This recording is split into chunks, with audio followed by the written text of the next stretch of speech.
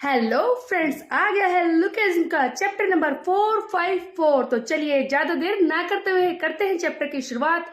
मैं हूं प्रिया, welcome to प्रीमिकैन। जैसा कि पिछले चैप्टर में हमने देखा था कि डैनियल ने मारा था लोगन को और बाकी सब ने भी, वो भाग गया था और उसके बाद आया था जेरी केवॉन फर्स्ट एफिलेट में। लेकिन ये सब हुआ कैसे? तो गाइस, चैप्टर की शुरुआत होती है फिल्मों वाले ड्रामेटिक सीन से, जहाँ पर एक लड़की भाग रही होती है और वो लड़की कोई और नहीं है, वो है बिग दिल की नंबर 4 लुआ इम। और उसके पीछे कोई आदमी भाग रहा होता है। वो डार्क शैडो कौन है हमें पता नहीं चलता। थोड़ी देर बाद हम देखते हैं लुआ भागते हुए कहती है कि ये कौन है, काफी देर से मेरे पीछे पड़ा है, भाग रहा है, ये कब तक चलेगा।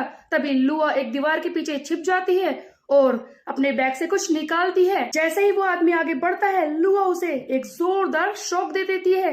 एक्चुअली वो बैग से जो मशीन उसने निकाली थी वो शॉक देने के लिए थी, लेकिन इससे भी बड़ी बात तो ये है कि सामने वाले पर्सन को शॉक से बिल्कुल भी असर नहीं पड़ता, क्योंकि यहाँ पर हमें दिखता है जेरी केवॉन। जेरी कहता है कि रुको, ये मैं हूँ, जेरी हयुंगनिम। तब लुआ कहते हैं कि आप यहाँ पर कैसे? मुझे तो ऐसा लगा था कि वर्कर्स को कोई मेंबर मेरे पीछे पड़ा है, इसीलिए तो मैं शॉक देने वाली थी। तब यहाँ पर जेरी पूछता है कि तुम कैसी हो लुआ? तब लुआ कहती है कि थोड़ा प्रॉपर तरीके से ग्रीट कर सकते हैं आप मुझे। अब जेरी कहता है कि लुआ, तुम ऐसी जगह पर कैसे रह सकती हो? ये कोई घर नहीं है, ये तो एक सीवर है। तब लुआ कहती है कि इसमें कोई भी प्रॉब्लम नहीं है कि मैं एक सीवर में रह रही हूँ, एक्चुअली मैं सेफ तो हूँ। लुआ कहती है कि एक्चुअल प्रॉब्लम तो ये है कि जेक किम हयुंगनिम का कुछ भी पता नहीं चल रहा। तब जेरी कहता है कि क्या जेक का कुछ पता नहीं चल रहा?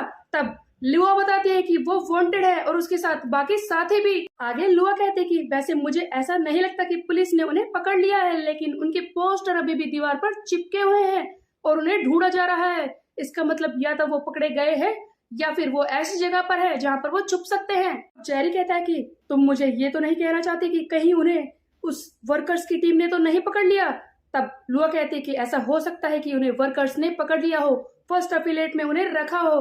तब जेरी कहता है कि ठीक है, अगर ऐसी बात है तो मुझे जाना होगा, जेक को बचाने के लिए जाना होगा। जेक, तुम्हारी स्वॉर्ड आ रही है तुम्हें बचाने के लिए। लुआ कहती है कि जेरी हरिंगनिम, ये आप क्या कर रहे हैं? आप अकेले फर्स्ट एफिलेट में नहीं जा सकते, रुकिए, वहां पर कुछ ना कुछ तो स्टडी हो रहा है, मैं कोई रास्ता ढूंढती हूँ। लेकिन जेरी नहीं मानता और कहता है कि अगर 1% भी चांस है कि जेक वहां पर है तो मैं जाऊंगा, मुझे वहां जाने से कोई रोक नहीं सकता, जेक को बचाने से कोई भी नहीं रोक सकता, क्योंकि ऑफ कोर्स जेरी जेक के लिए कुछ भी कर सकता है। ये तो हम लुकिज में स्टार्टिंग से देखते हुए आ रहे हैं। वो उसकी सारी बातें मानता है और जेक खतरे में है ये जानकर जेरी कैसे रुकेगा? और शायद इसीलिए जेरी केवॉन आ गया था फर्स्ट एफिलेट में। तो जैसा कि हम सोच रहे थे कि जेक के कहने पर ये आया है, ऐसा नहीं था, वो तो जेक को ढूंढते हुए आया था। जेरी आते ही वर्कर्स के सारे मेंबर्स को पीटने लगता है और कहता है कि जेक, तुम बस इंतजार करो, तुम्हारी स्वॉर्ड आ चुकी है तुम्हें बचाने के लिए। उधर हम देखते हैं हडसन आन उस व्हाइट टाइगर जॉब सेंटर के मेंबर ब्योल्गू ली से लड़ने के लिए तैयार खड़ा था और कह रहा था कि मेरी फीस्ट फिर से आ रही है, तैयार रहना। तभी हम देखते हैं ब्योल्गू ली आगे बढ़ता है और इस हडसन आन को झुकाने की कोशिश करता है, अपनी बातों में फंसाने की कोशिश करता है। ब्योल्गू ली आगे बढ़ता है और हडसन से कहता है कि जैसा कि मैंने तुम्हारे बारे में सुना था, तुम तो बिल्कुल वैसे ही हो बच्चे, क्या तुम उस ताएसोमा के ही स्टूडेंट हो? हाँ, यही सुना है वैसे मैंने। तब हडसन कहता है कि क्या आप उन्हें जानते हैं? तब ब्योल्गू ली कहता है कि ऑफ कोर्स मैं उसे जानता हूँ, क्योंकि एक बार वो मुझसे हार चुका है अपनी इस फीस्ट की वजह से ही। बच्चे, ये तो इतिहास है जिसके बारे में सब जानते हैं कि वो आदमी अपनी फीस्ट के सहारे ही लड़ता है, लेकिन तुम ही बताओ कि मुझ जैसे स्ट्रॉन्ग आदमी के सामने वो एक फीस्ट के सहारे कैसे टिका रहता और मुझसे हार भी गया। उससे भी बड़ी बात तो ये है कि उसके बाद मैंने न्यूज सुनी कि मुझसे हारने के बाद वो डाइगो कैंग से भी हार गया। यहाँ पर ये बात कर रहा था जेम्स ली की। ब्योल्गू ली आगे कहता है कि वैसे मैं ये सब बकवास नहीं करना चाहता, मेरी बात को ध्यान से सुनना। अगर तुम सचमुच ताइसोमा के ही स्टूडेंट हो तो इस रास्ते को छोड़ दो, इस रास्ते पर तुम्हें हार ही मिलेगी और कुछ भी नहीं, जैसा कि उसे मिली थी हमेशा। ताइसोमा हमेशा एक फीस्ट के सहारे ही लड़ता आया है और इसी की वजह से वो हारता रहा है, उसी की वजह से तो उसने अपनी एक आंख भी खो दी और तुम भी बिल्कुल उसके जैसे ही हो, तुम्हारा भी नसीब उसी के जैसा होगा, तुम भी हारते ही रहोगे। हम देखते हैं ब्योल्गू ली बातों में फंसाकर हडसन आन को मारना शुरू कर देता है और कहता है कि अपने इस रास्ते को छोड़ दो वरना तुम हारोगे, वैसे भी तुम उसी के जैसे बनोगे, वो भी लूजर है और तुम भी वही बन जाओगे। तब हर्षनान चिल्लाता है कि मेरे टीचर के बारे में ऐसे बोलने की तुम्हारी हिम्मत कैसे हुई। कुछ पल के लिए हर्षनान ब्योलगु ली की बातों में आने लगता है और सोचने लगता है कि वो वक्त जब इसकी आंखों के सामने ही ताइसोमा हार गया था जेम्स ली से, वो फाइट जो हमने देखी थी पहले जब ये गैंग बक में गए थे सारे, और वहां पर तो हार गया था ना ताइसोमा। तो हर्षनान भी थोड़ा सा हिल जाता है कि क्या सचमुच ये सही कह रहा है, एक फीस्ट के सहारे मैं अपना रिवेंज नहीं ले पाऊंगा। तब ब्योलगुली कहता है कि बच्चे मैं तो बस अपना पास्ट याद कर रहा था, काफी अच्छा था। तो दिस सीन हम देखते हैं टॉम ली को जो किसी से कह रहा है कि तुमने 3 आदमी भेज दिए व्हाइट टाइगर जॉब सेंटर के, और उसमें क्वैंग यो को भी भेज दिया। ये शिनसीरा से बात कर रहा था। तब शिनसीरा कहती है अच्छा ही था, वैसे भी हमारी रेपुटेशन पिछले दिनों काफी कम हुई है। तब टॉम ली कहता है कि अगर तुमने उन तीनों को भेज ही दिया था तो उसे भी भेज देना चाहिए था। आगे टॉम ली ही सजेस्ट करता है कि वो मेडिसिन सेल्समैन ब्योलगु ली, उसके बारे में तुम्हारा क्या ख्याल है। तब शिनसीरा कहती है कि ओ ब्योल वो तो उन बच्चों के साथ खेलेगा, वैसे भी वो अपनी बातों में किसी को भी फंसा सकता है। वो जीरो जनरेशन का एक इम्पोर्टेंट मेंबर है जिसे कहते हैं स्विंडलर, जो अपनी बातों में किसी को भी घुमा सकता है। तो यही लगता है कि वो एक मेडिसिन सेल्समैन है, लेकिन किसी को नहीं पता कि वो अपनी बातों में किसी को भी घुमा सकता है, उनका मोरल डाउन करके उन्हें हरा सकता है, वो किसी को भी अपने शब्दों में फंसा सकता है, उन्हें हरा सकता है। तो क्या लगता है गाइस, क्या ताइसोमा सचमुच इस मोटे से हारा था। हम देखते हैं हर्षनान पूरी तरह से हिल चुका है, क्या सचमुच ये सही कह रहा है, क्या मैं हार जाऊंगा। इसी का फायदा ब्योल उठा रहा था और उसे पीट भी रहा था, और ये भी कह रहा था कि मैं जानता हूँ कि ये अपनी फीस्ट के सहारे ही लड़ता है, तो क्यों ना सबसे पहले मैं इसका ये हाथ ही तोड़ दूं, और इस पर पूरी फोर्स से वार करता है। हर्षन की हालत खराब होने लगती है, वो पूरी तरह से पिट रहा था। हर्षन बार बार यही सोच रहा है कि क्या करूं मैं, क्या मैं अपने विश्वास को जाने दूं, किसी और चीज को यूज करूं, क्या मुझे कोई और स्किल सीखना चाहिए था, मैं अपनी फीस्ट के सहारे नहीं लड़ूं। नहीं, मुझे ऐसा नहीं लगता। और फिर से हर्षनान अपनी फीस्ट के सहारे खड़ा होता है। इसी बीच में टॉम ली का सीन दिखाया जाता है जहां पर वो कह रहा है कि वैसे तो वो किसी को भी अपनी बातों में घुमा सकता है, लेकिन एक मेरा अच्छा दोस्त था जिसने मुझसे कहा था कि एक ऐसा इंसान जो हमेशा झूठ के सहारा लेता है वो जल्दी से जीत नहीं सकता, वो सबसे हारता ही है अंत में। तो क्या सचमुच हर्षनान इस ब्योल को हरा पाएगा।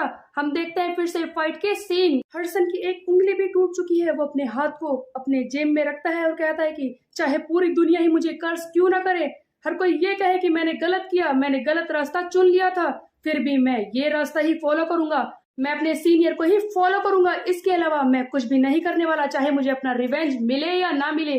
फिर से ये ताइसोमा वाले स्टांस में खड़ा हो जाता है लड़ने के लिए। ब्योल ये सब देखकर हैरान रह जाता है। तभी हम देखते हैं ये हर्षनान ताइसोमा वाली फीस्ट को यूज करके, उसी की तरह पावर को यूज करके इस ब्योल को एक जोरदार पंच मारता है।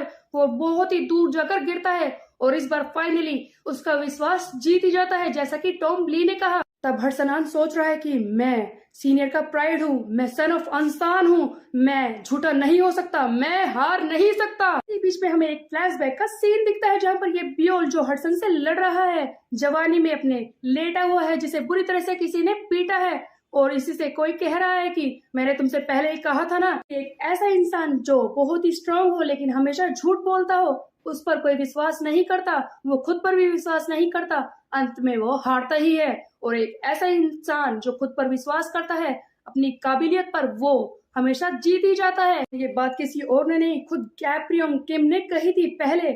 उसके बाद हम देखते हैं ब्योल सोच रहा है कि सचमुच आज भी ऐसे बच्चे हैं जो इतना विश्वास करते हैं अपने सीनियर पर। ये हर्षन के बारे में कह रहा था। तब ब्योल कहता है कि मैं बेहोश होने वाला हूँ, क्या मैं तुम्हारा नाम जान सकता हूँ। किड विद बिलीव, बताओ मुझे तुम्हारा नाम क्या है। तब ताइसोमा कहता है कि मैं हूँ ताइसोमा का स्टूडेंट, जो उन पर विश्वास करता हूँ, उनके ही रास्ते पे चल रहा हूँ। उसके बाद हम देखते हैं डैनियल पार्क का सीन। फाइनली पता नहीं ये कहाँ घूम रहा है, ऐसा लगता है कि लॉबी में घूम रहा है। हम देखते हैं कि डैनियल आगे की तरफ बढ़ रहा है अपने साथियों के साथ, वास्को और बाकी टीम। तभी हर्षनान की वॉइस ओवर कह रही है कि डैनियल मैंने अपना काम कर दिया है, अब तुम्हारी बारी है। और हम देखते हैं बीच में एक सीन जहां पर एली जेंग हमें दिखाई देता है। ऐसा लग रहा है कि डैनियल पार्क और उसकी टीम का अब इंतजार कर रहा है एली जेंग अपनी उस स्टिक के साथ, अपनी वाइल्डनेस के साथ जो हमें दिखाई जाती है। सो गाइस, इससे कौन लड़ेगा, कौन होगा वो जो एली जेंग को हराएगा, आपको क्या लगता है कमेंट करके जरूर बताएं। सो गाइस, बेसिकली मुझे ऐसा लगता है कि एली जेंग को भी अलाइड में ज्वाइन हो जाना चाहिए, लेकिन राइटर इसमें कितना टाइम लेगा ये कुछ भी नहीं कहा जा सकता। ऐसा लगता है कि 1 साल भी निकाल सकता है जिस हिसाब से वो चैप्टर ला रहा है। इसके अलावा एक और क्वेश्चन मेरे माइंड में बार बार आ रहा है जो मैं आप लोगों से पूछना चाहती हूँ कि ऐसा कौन सा इंसान है जो अलाइड में ज्वाइन हो जाए तो इन सबको अकेले ही हरा सकता है। वो कौन है जो लुकिस में अभी तक बहुत ही स्ट्रांग रहा है, उसकी स्टोरी को अभी तक चलाता रहा है, और वो कौन है जो इस डैनियल पार्क की टीम को मजबूती दे सकता है और भी।